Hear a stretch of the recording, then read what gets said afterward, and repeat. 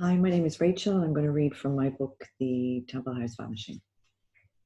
The evenings drew in and became cooler, but mostly we chose not to notice.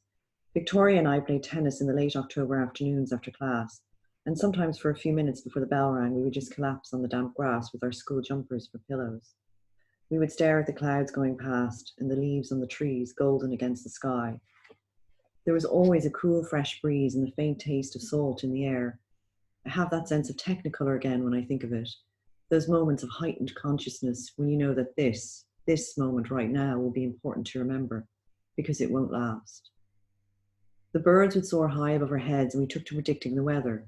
If the seagulls came in droves off the cliffs, it meant rain was on the way, and we were almost always right. The mist, though, was harder to foresee. A few wisps at first that you failed to register as anything much except the slight dying of the light. It was only as you stood up, brushing the grass from your jumper, that you would notice the creeping damp on your legs and in the air, wet socks and shoes, and the school would no longer be tall and all-seeing, but blurred and ghostly, its edges rubbed out. Some nights, when the fog was really thick, the foghorn could be heard far off down the coast, a mournful cry, a warning let out into the waves in the night. I found it strangely comforting, like someone else was awake in the dark, watchful and concerned. I slept very little. The room was cold and shadowy, and when it was windy, the heavy, dusty curtains would blow slightly. The windows were old with cracks in the glass, and the wood splintered, with moss growing around the edges of the frame.